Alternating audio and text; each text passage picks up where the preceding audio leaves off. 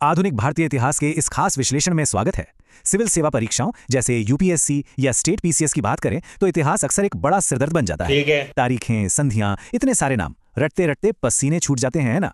आंग्ल मैसूर युद्धों का चैप्टर भी बिल्कुल ऐसा ही है, जहां बहुत सी जानकारियां आपस में बुरी तरह उलझ जाती हैं। लेकिन क्या हो अगर इस पूरी ऐतिहासिक भूल भुलैया को पार करने का कोई जबरदस्त शॉर्टकट मिल जाए? क्या सच में ऐसा मुमकिन है कि केवल एक साधारण से वाक्य का इस्तेमाल करके 4 अलग-अलग युद्धों का कालक्रम, 3 अहम ऐतिहासिक संधियों के नाम और उस वक्त के 4 अलग-अलग ब्रिटिश गवर्नरों को एक साथ दिमाग में फिट किया जा सके? अक्सर बिना पसीना बहाए इतिहास के इस सबसे उलझे हुए हिस्से को डिकोड करने का अल्टीमेट चीट कोड अब बस खुलने ही वाला है। आज के इस डिकोडिंग सेशन की रूपरेखा कुछ इस तरह है। सबसे पहले ऐतिहासिक युद्धों को लेकर जो आम उलझने हैं उन्हें दूर करेंगे। फिर आंग्ल मैसूर युद्ध की टाइमलाइन समझेंगे। इसके बाद एंट्री होगी हमारे जादुई निमोनिक वाक्य की। फिर एमएमएस संधियों को डिकोड किया जाएगा और गवर्नरों वाली वो शानदार ट्रिक देखेंगे। आखिर में रियल एग्जाम के सवालों पर इस ट्रिक को टेस्ट भी करेंगे। भाग 1, ऐतिहासिक युद्धों का भ्रम दूर करना।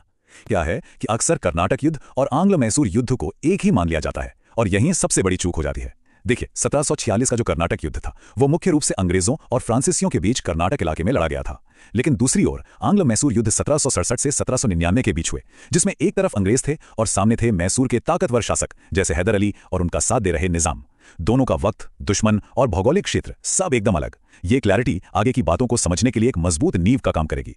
चलिए, आंग्ल मैसूर युद्ध का कालक्रम। आंग्ल मैसूर के इन 4 युद्धों की टाइमलाइन में एक बड़ा ही मजेदार पैटर्न छिपा है। पहला युद्ध 1767 से 1770 के बीच चला, लेकिन जो बात तुरंत ध्यान खींचती है वो है बाकी के 3 युद्धों के बीच का अंतर। दूसरा युद्ध शुरू हुआ 1780 में, तीसरा ठीक 10 साल बाद 1790 में और चौथा 1799 में, यानी फिर से लगभग 10 साल का अंतर। 1770, 1780, 1790 और 1799, ये 10-10 साल का गैप अपने आप में इन तारीखों को हमेशा के लिए याद रखने का एक बहुत ही सॉलिड और आसान तरीका बन जाता है। कालक्रम तो सेट हो गया, लेकिन अब वक्त है उस मुख्य राज से पर्दा उठाने का जिसका हम सबको बेसब्री से इंतजार था। भाग 3, जादुई निमोनिक वाक्य। वो अकेला वाक्य जो इस पूरे भारी भरकम ऐतिहासिक डेटा को हमेशा के लिए दिमाग में लॉक कर देगा। और वो जादुई वाक्य है एमएमएस वायरल बार के कारण विलेज मशहूर हुआ। सुनने में बड़ा ही कैजुअल और आम सा लग रहा है ना, लेकिन सच मानिए, आधुनिक इतिहास का एक पूरा चैप्टर इसी एक लाइन में छिपा हुआ है, इस वाक्य का साथी। तो चलिए अब इस पूरे वाक्य को एक एक करके डिकोड करते हैं। अब इस स्लाइड में सबसे दिलचस्प हिस्सा सामने आता है। भाग 4, एमएमएस संधियों को डिकोड करना। यहां एमएमएस के हर एक अक्षर का अपना एक सटीक ऐतिहासिक मतलब है, जो युद्धों के परिणामों और संधियों को बड़ी ही आसानी से खोल देता है।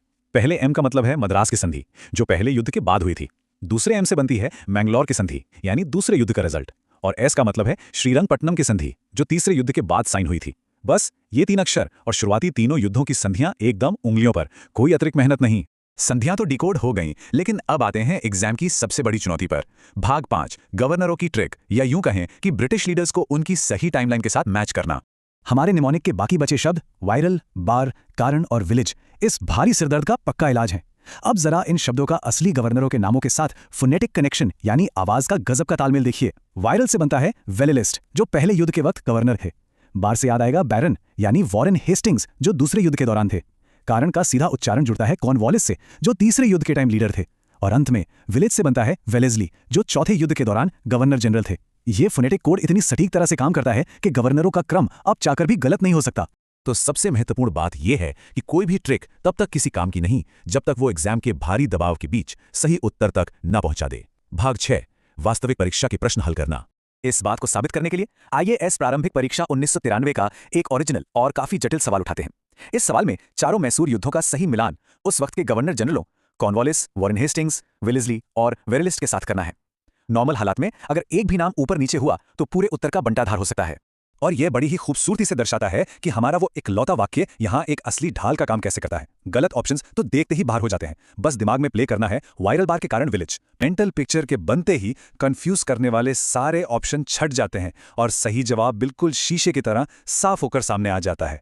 यही आत्मविश्वास और क्लैरिटी तो इस टेक्निक की असली ताकत है।